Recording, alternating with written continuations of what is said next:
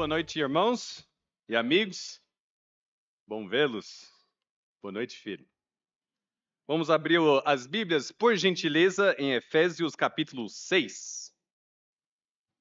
Efésios capítulo 6. Vamos dar continuidade à série que o pastor Vinícius começou no último domingo à noite, a série sobre a armadura de Deus. Efésios capítulo 6, e a nossa leitura será do versículo 10 ao 14.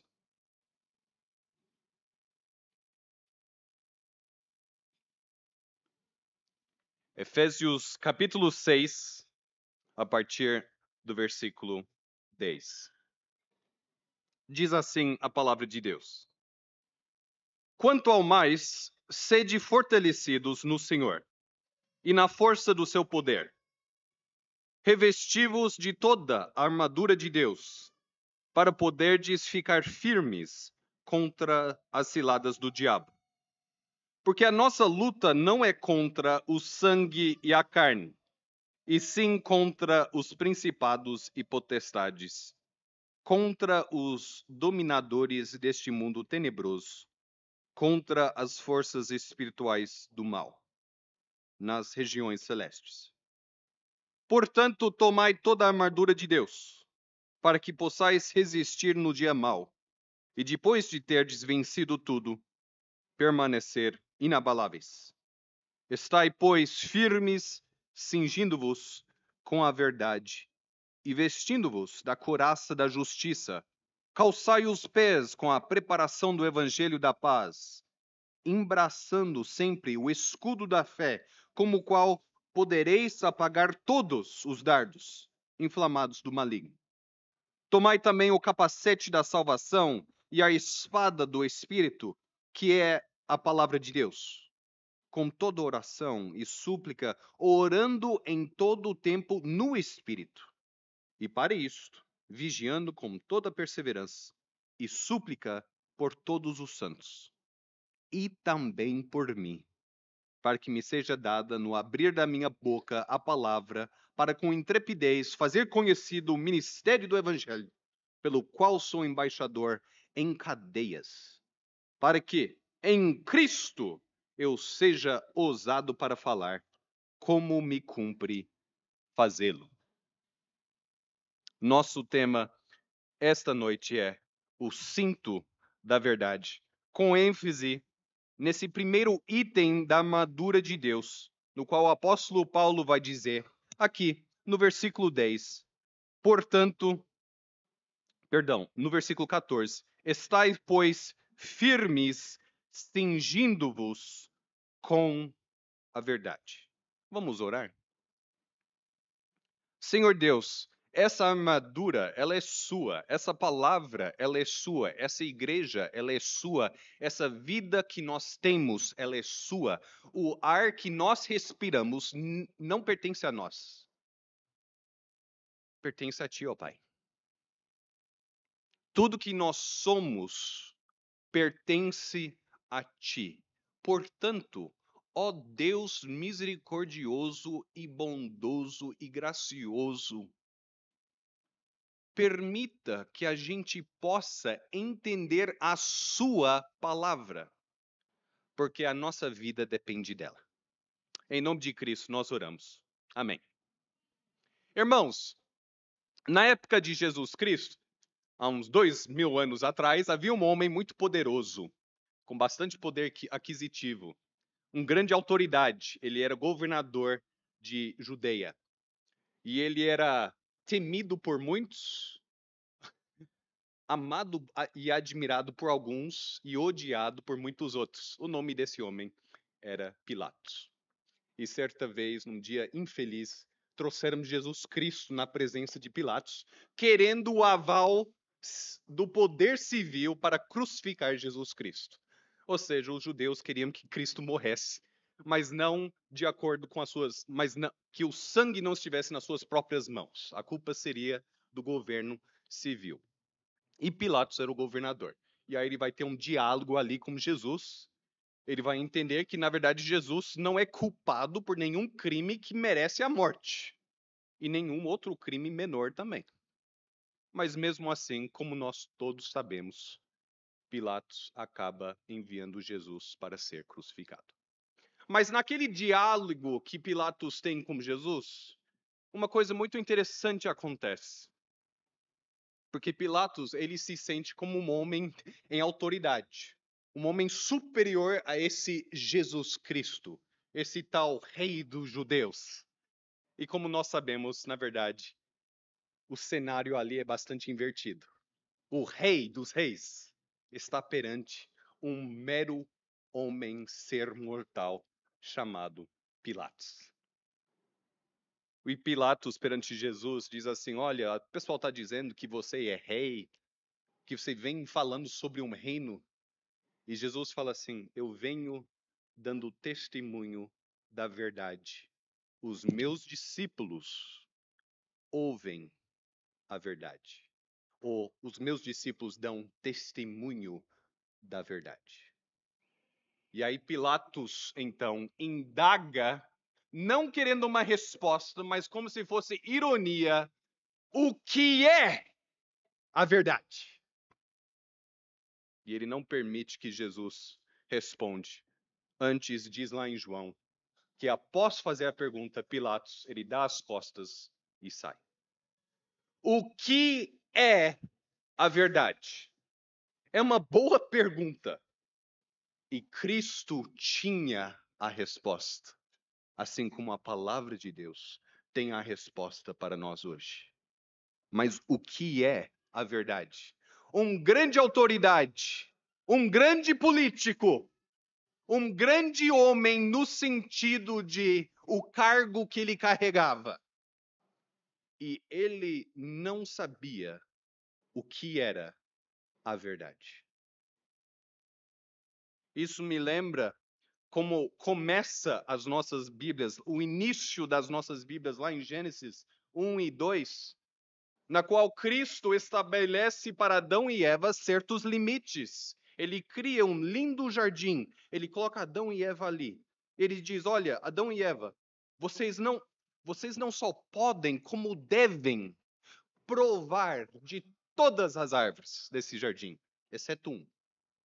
Ou seja, vocês podem e devem, para sua felicidade, provar de 99,9% das árvores aqui nesse jardim. É só aquele 0,1% que você não pode. Aquela uma árvore. E Deus já estava mostrando para o homem que não se pode ter tudo. Quem pode ter tudo é o próprio Deus. O homem, criatura, não pode. E vocês lembram da primeira mentira que o serpente, então, vai dizer no ouvido da mulher? É semelhante à pergunta de Pilatos. Ou seja, é isso mesmo que Deus disse? Se provar, morrerá. É isso mesmo? É essa mesma a verdade? Será mesmo que Deus proferiu? Se ele pronunciou, ele se expressou de uma maneira verídica? Será? E em seguida o serpente vai oferecer a sua versão, ou a sua verdade. Não, certamente não. Se você tomar da árvore proibida, se você comer do fruto proibido, você não morrerá. Na verdade, o oposto vai acontecer. Você vai viver uma vida ainda mais cheia, mais melhor. O que é a verdade? Em resumo, o serpente estava dizendo para Adão e Eva: o seu Deus diz que é verdade que no dia que comereis, morrereis. Mas o que é a verdade? E aqui no nosso texto, Efésios capítulo 6, ali no versículo 10, o apóstolo Paulo, ele não está dizendo assim: olha, você precisa colocar a armadura de Deus, vestir a armadura de Deus. Você não precisa por isso simplesmente para avançar o reino. Deus está avançando o seu reino. Deus está fazendo o seu reino crescer. Deus está fazendo o seu reino chegar em todos os cantos do mundo. Paulo está dizendo: é preciso que você vista a armadura de Deus para a sua defesa, para o seu bem, devido às, olha ali, no versículo 11, revesti-vos de toda a armadura de Deus, para poderdes ficar firmes contra as ciladas do diabo. Uma cilada, usando uma definição bem simples aqui, uma cilada é aquilo que parece bom por fora e por dentro é oposto. Ele aparenta ser uma coisa, quando na realidade é oposto daquilo que ele aparenta ser. Isso é cilada. Usando o caso de Gênesis, por exemplo, quando o serpente vai falar com a mulher, é uma cilada ali. Ele diz, não, na verdade você vai provar do fruto e o seu entendimento se abrirá. Você terá acesso a um novo viver, quando na verdade o oposto aconteceu. Ele fez uso da mentira. Ele fez uso do tal fake news. Ele disse algo, quando na verdade a realidade é outra. E o apóstolo Paulo está dizendo, olha, cristão, você pode cair sim nas ciladas do diabo. Você pode sim ouvir aquelas palavras e ter uma tendência, puxa, mas não é que faz sentido? Assim como Eva e Adão fizeram. E o apóstolo Paulo está dizendo, cristão, você precisa da armadura de Deus para cuidar da sua alma. As ciladas do diabo estão por aí. Você precisa da armadura de Deus. Portanto, o primeiro item da armadura de Deus, eu acho muito interessante isso. A primeira coisa que o apóstolo Paulo vai mencionar na armadura de Deus não é a espada. Que talvez, se eu estivesse pensando na defesa pessoal, o primeiro item seria: eu preciso de algo que corte, algo que seja bem afiada, eu preciso de uma espada, pelo menos uma espada. Não, mas o primeiro item é um cinto. Cingindo-vos com a verdade. Paulo começa com isso.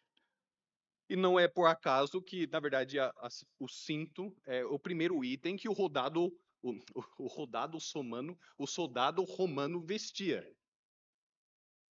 Porque naquela época, os soldados eles vestiam panos mais soltos e eles precisavam estar prontos a correr, a pular, a batalhar. E aquele pano não podia estar solto assim. Então, assim como hoje, nós usamos cintos para guardar tudo no seu devido lugar. E aí, por cima, então, colocava a armadura. Mas o cinto tinha um alto propósito. Era um cinto grosso, não era algo fino, não. Inclusive, a espada, às vezes, ficava pendurada na própria cintura. Fazia parte da defesa do soldado. E esse é o primeiro item. O apóstolo Paulo vai dizer assim: estejais firmes, estai firmes. Eu estou lendo o versículo 14. Estai, pois, firmes, cingindo-vos com a verdade. Porque a primeira cilada de Gênesis, aquela mentira que o serpente contou, essa primeira cilada, essa cilada mais antiga que temos na história humana, essa cilada é também a cilada mais comum que o diabo usa, que é fazer com que você duvide da verdade de Deus. Esse é um dos ataques mais comuns, mais recorrentes. Fazer com que você duvide da verdade de Deus. E Paulo vai começar com a verdade.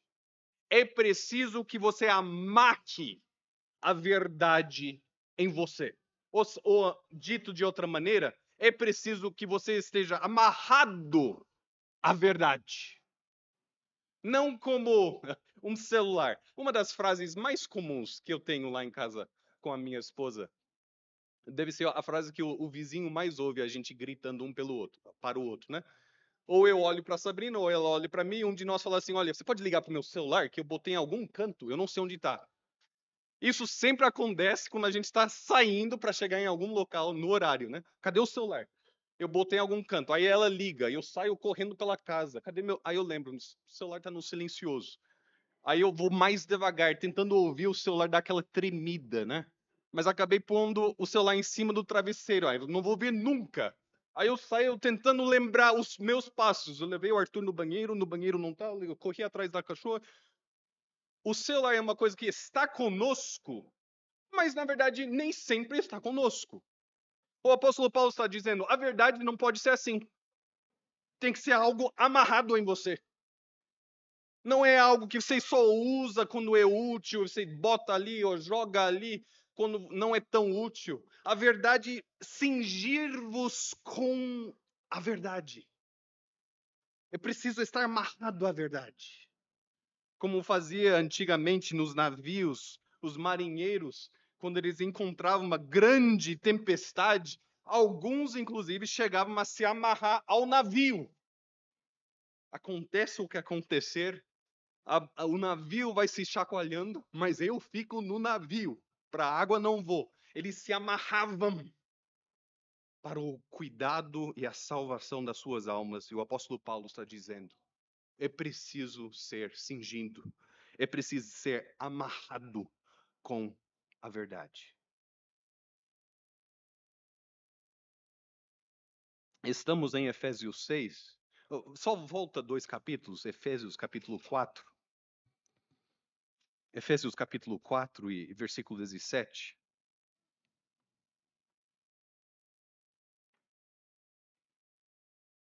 Aqui nesse trecho aqui, irmãos, o apóstolo Paulo, ele está descrevendo qual a diferença entre a vida sem Cristo e a nova vida agora em Cristo. Esse é um resumo bem simplista do texto que vamos ler. Paulo está dizendo: olha, tem um jeito de viver sem Cristo e tem uma nova vida em Cristo. Eu queria comparar essas duas coisas. Mas perceba a ênfase na verdade, ok? Efésios capítulo 4, olha ali, versículo 17. Isto, porém, digo, e no Senhor testifico, que não andeis como também andam os gentios, na vaidade dos seus próprios pensamentos, obscurecidos de entendimento, alheios à vida de Deus, por causa da ignorância em que vivem, pela dureza do seu coração, os quais, tornando-se insensíveis, se entregaram à dissolução, para com avidez cometerem toda sorte de impureza. Mas não foi assim que aprendestes a Cristo, se é que, de fato, o tendes ouvido e nele fostes instruídos segundo é a verdade em Jesus. No sentido de que, quanto ao trato passado, vos despojeis do velho homem que se corrompe segundo as concupiscências do engano ou das ciladas, e vos renoveis no espírito do vosso entendimento, e vos revistais do novo homem, criado segundo Deus, em justiça e retidão, procedentes da verdade. Há uma maneira de viver sem Cristo. Você vai se tornando insensível, se entregando à dissolução, para que com avidez cometem toda sorte de impureza. E o apóstolo Paulo está dizendo: olha, mas vocês não aprenderam assim. Vocês aprenderam a ser como Cristo, de acordo com, ali no versículo 21, segundo a verdade em Jesus. Se você é um novo homem, se você é uma nova criatura, se você é um seguidor de Jesus Cristo, não é por causa dos seus próprios esforços, os seus próprios hábitos, a sua própria capacidade. É por causa de uma coisa chamada a verdade em Jesus.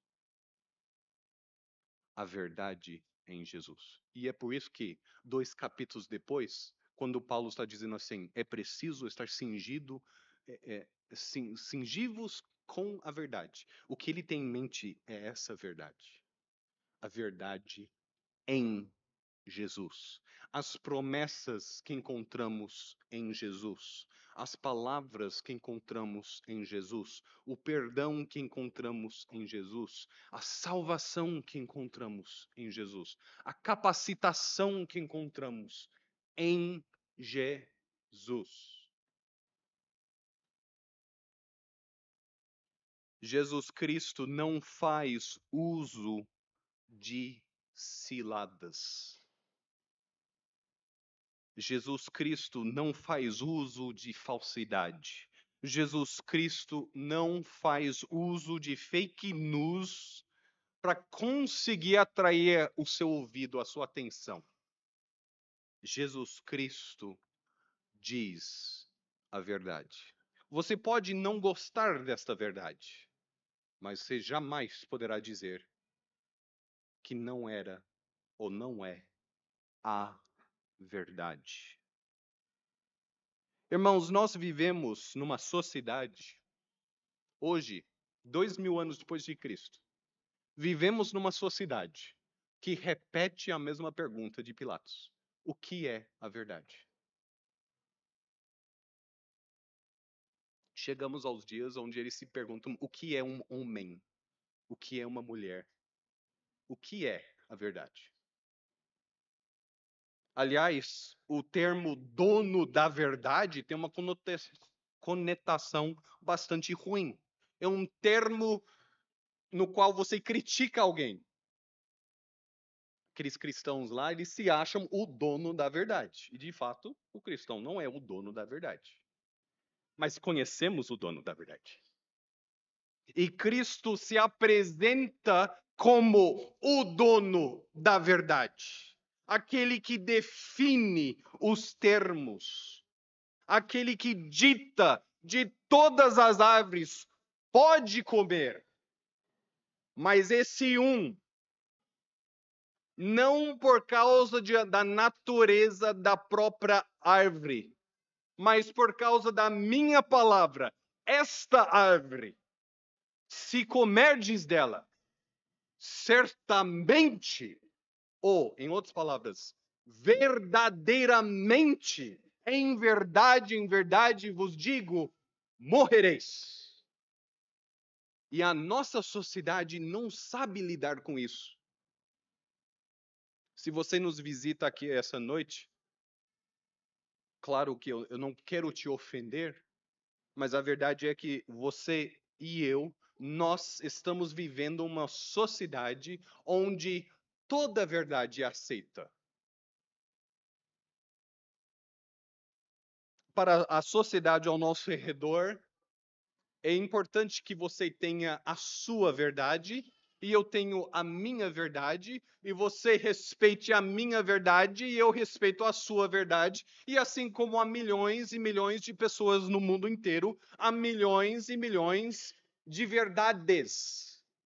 E ainda que essas verdades se conflitam, todas elas são igualmente verdadeiras de uma maneira mágica. E é verdade, irmãos, que você tem a sua opinião e eu tenho a minha opinião, e pode ser que são opiniões diferentes, portanto eu peço que você respeite a minha opinião da mesma forma que eu irá oferecer respeito à sua opinião. Mas opinião não é verdade.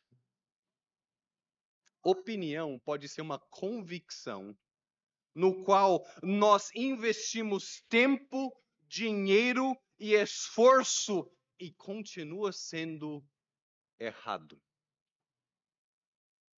A verdade, ela é somente aquela estabelecida por Deus. E é aí, dizendo de maneira mais popular, é aí que o bicho pega. Porque a partir do momento que você fala, há somente uma verdade. A partir do momento em que você diz, sim, há milhões de opiniões, mas em termos de verdade, há apenas uma verdade, e essa verdade é Jesus Cristo. Aí o povo vai querer te crucificar. é isso que quiseram fazer com Jesus Cristo. Nós lemos na abertura do culto, lá em João capítulo 14, ali o trecho, versículo 6, em que Tomé, ele está confuso, e Tomé representa todos nós. Eu sou Tomé. Tomé, ele está confuso, ele diz assim, Jesus, para onde que você vai mesmo? Porque Jesus tinha falado, eu vou ao meu Pai. Eu vou ao meu Pai. Ele vai, mas onde é que você vai mesmo? E como é que a gente possa chegar lá? Diz-nos abertamente, Jesus, o caminho. Nos mostra o caminho, aponta para nós o caminho. Jesus, você vai para lá, você vai para cá? Para onde vamos? Queremos chegar na presença de Deus. Se você estará na presença de Deus, como chegar lá? E o que crer enquanto estamos indo? E aí Jesus vai olhar para Tomé, João 14, versículo 6, e vai dizer, eu sou o caminho, a verdade e a vida. Ninguém vem ao Pai, senão por mim. E essa é a verdade. É quase que uma sentença da morte. Assim como tomar da árvore proibida, certamente morrerás. Cristo está dizendo, ninguém vem ao Pai, senão por mim. Ou em outras palavras, está dizendo, todo mundo que tenta ir ao Pai por outro meio que não seja eu, não chegará a esse destino. Ninguém vem ao Pai, senão por mim. Eu sou o caminho. Ou seja, Tomé, como Jesus estava dizendo, Daniel, irmãos da Igreja Batista da Graça, o caminho não é algo que você desenha um mapa ali. Eu sou o caminho. Esteja em mim. E o que crer enquanto eu estou no caminho? Porque nós vivemos em épocas de grande mudança. Aliás, toda época é uma época de grande mudança. Mas a época no qual nós estamos agora é uma época de grandes mudanças. Mudanças de opiniões públicas. Mudanças de expectativas populares. Muitas mudanças. O que devemos crer enquanto estamos no caminho? Cristo vai dizer, eu sou o caminho, eu sou a verdade, eu sou o conteúdo, eu sou o entendimento, eu sou a verdade. Ou seja, o que é que não mudou em 2000 anos desde a época de Jesus Cristo? O que não mudou é Jesus Cristo continua sendo o caminho, a verdade e a vida. A vida é a recompensa. Qual o caminho? Qual o entendimento devemos ter enquanto estamos no caminho? E qual a recompensa quando chegarmos lá? Eu sou todas essas coisas, diz Jesus Cristo. E ninguém vem ao Pai, senão por mim. E Pilatos ironiza na presença dos reis, do Rei dos Reis. O que é a verdade? Pilatos, pelo amor de Deus, a verdade está na sua presença. E a verdade está na nossa presença, irmãos. Está nas nossas mãos. O que é a verdade? As palavras que eu vos digo, diz Jesus Cristo, são a verdade. É a verdade.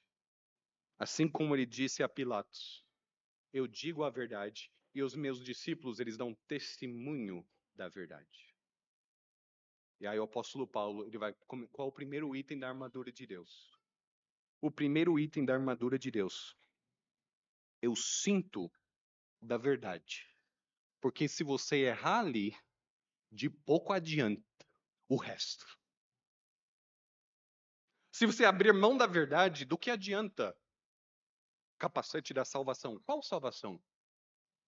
Como conseguir essa salvação? Se não há verdade, se não há Cristo, se você já abriu mão da verdade, o que é? O que significa palavras como evangelho da paz, coraça da justiça, espada do Espírito? O que significa essas palavras? Se você já abriu mão da verdade. Por isso, o apóstolo Paulo começa na nossa defesa contra as ciladas do diabo, é preciso ser cingido, usar o cinturão, por assim dizer, da verdade. Irmãos, Jesus Cristo, ele define o que é a verdade. Isso soa como arcaico nos nossos dias. Soa como arcaico. Especialmente os jovens hoje, talvez você sentiu meio constrangido quando alguém te perguntou alguma coisa e você respondeu: bom, eu não faço X ou eu faço X, porque há 2000 anos atrás um cara chamado Jesus deu exemplo disso. Ele honrou o domingo, ele se reunia aos domingos com a sua igreja, então hoje eu faço isso. Né? Eu imagino, talvez seja meio constrangedor para você, porque eu já experimentei esse constrangimento. Dizer que Jesus é a causa, é a motivação, mas eu posso te convidar a considerar o outro lado. A nossa sociedade hoje, ela diz que o que é a verdade?